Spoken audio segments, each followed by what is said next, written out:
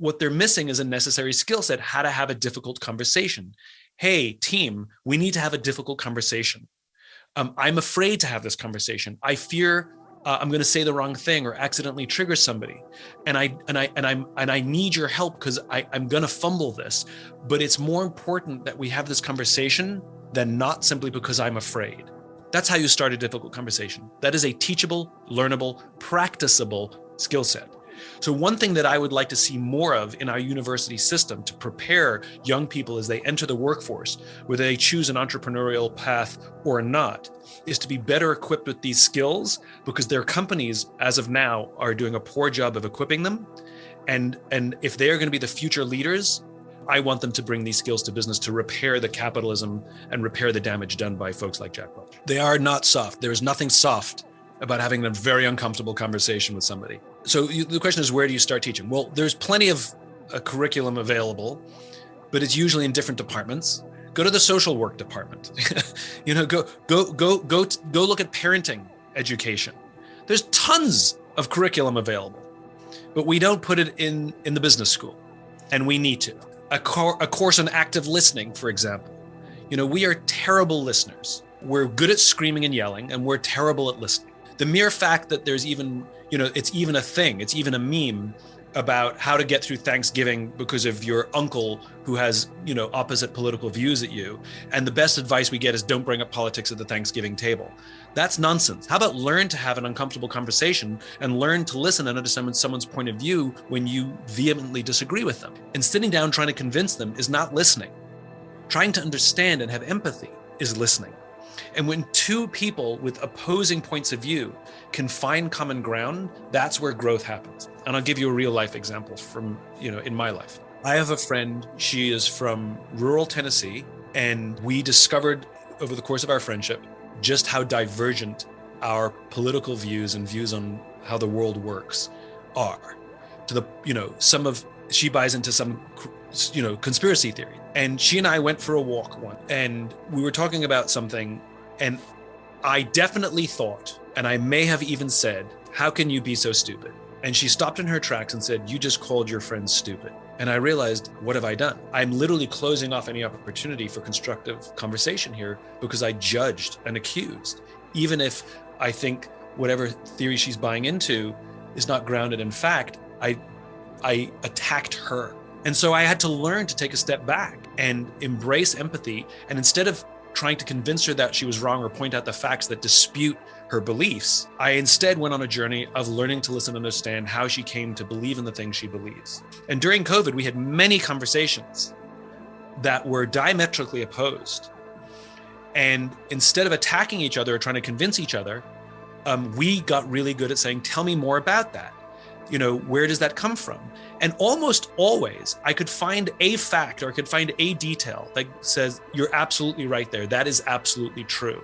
And the minute we could find common ground, all of a sudden we could build up from there. And she became much more open to some of the points of view I had as soon as I could affirm some element in what she had or find something I agreed with. And that skill of active listening is incredibly difficult, but immensely valuable in finding common ground, especially with people with different political points of view. But the point is you're going to have disagreements with people about what decision to make for the company. You're going to have decisions about what to do with an underperforming employee. What do we do? Somebody who's resistant to coaching. How do we react?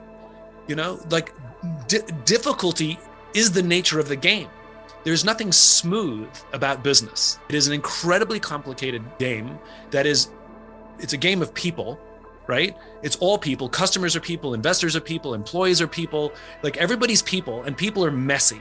And they're filled with ego and insecurity and ambition and fear and all the rest of it. Congratulations, there's your company.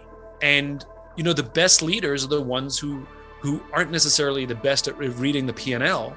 The best leaders are the ones who learn and commit themselves to learning all the skills necessary to navigate those complications. And in so doing, building trust from their team that gives them permission to even make mistakes. If you're the person doing the hiring, then you have a responsibility to put out what your vision is. If you're just hiring a skill set and you're ignoring whether that future employee, that candidate, even believes in what you believe, then if you hired somebody who shouldn't be on the team, then you bear some responsibility.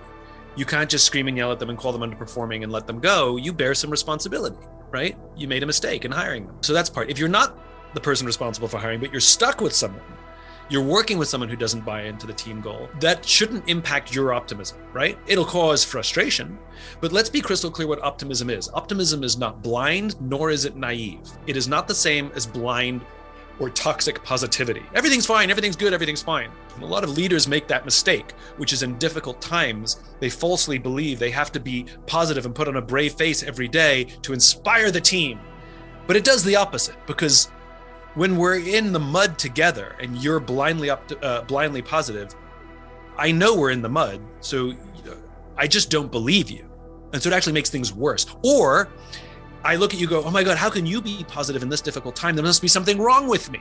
So it backfires in a major way, right? Optimism is not the same. Optimism is the undying belief that the future is bright. And you can stand in darkness and you can wade through difficulty and mud, and you can be honest about it.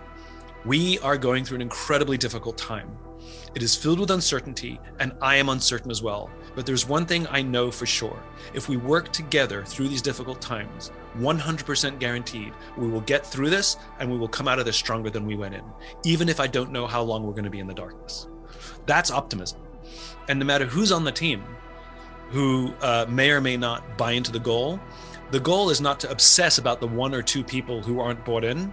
The goal is to obsess about the cause, the vision, to rally the people who do believe. And hopefully that person who doesn't buy in will either join or extract themselves. I'm very public about people who don't buy into things. I say, listen, I don't mind that you don't believe in this. It actually doesn't bother me, right?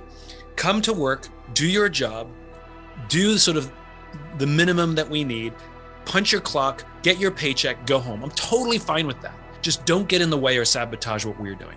There's no cause for that. There's no reason for that, right? Just do your thing and we'll leave you alone, but you cannot sabotage. And I think that's totally okay to say. I've definitely said it, not necessarily at somebody, I've said it in an audience, to a group to a team. Like, if you don't believe in it, I'm cool with it. Just collect your paycheck and just leave the rest of us alone. There's no reason you need to sabotage. Of course, you have to make short-term decisions, of course. But making sure you maintain vision for the future includes things like integrity. It includes things like adherence to values, right? So you can make short-term decisions, but they have to be consistent with your values. They have to be consistent with a high ethical standard. Of course, you can, when you're trying to be healthy, you can eat chocolate cake. Just don't eat too much of it. Like, if you need a short-term sugar rush, if you need a short-term infusion of something, you're going to do business with a client who you know is a bad fit, but you need the cash, fine, do it. But don't do it under any illusions that this is the future and everything's going to be hunky-dory, or that relationship's going to be enjoyable. The mistake is when we keep making those decisions for the short term, then ultimately what will break the organization. The mistake we make is you keep eating the chocolate cake when you're trying to be healthy, and eventually the exercise just isn't having the same impact as it used to. So short-term decisions are fine, but do them with eyes wide open. And don't kid yourself or rationalize things away. I think one of the biggest mistakes young entrepreneurs make is when they start to seek investment, and they take investment from either the name brand investor, or they take investment from the person who offers them the most money. Most investors are not looking to make a long-term bet. Few are, but not enough. They're looking for relatively short-term bets, and no matter what they say at the beginning, wait a few years and you'll start to feel the pressure for where those returns are, and the pressure to put lipstick on a pig start to increase. So the number of times I hear from young entrepreneurs, one of the biggest struggles they have is actually the pressure from their investors. And I always shrug my shoulders and say, you took the money. And so do your homework.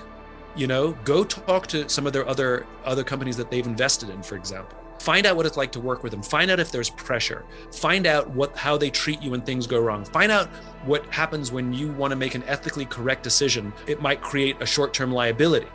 Do they support you, or do they hammer you to make the financially expedient decision? Go do your homework, and then have the guts to turn that investor down to go with another investor who may offer you less money. Your partners are the most important thing you've got, especially in early stage. Long-term vision means staying true to my values, staying true to the direction I'm going, open-minded to how I get there, open-minded to changing the product, but remaining true to the cause I'm trying to advance, That's how you make short-term decisions. If you close off your mind to what the future looks like and to your values, things aren't going to go well, or you will be very uncomfortable as you go down that path.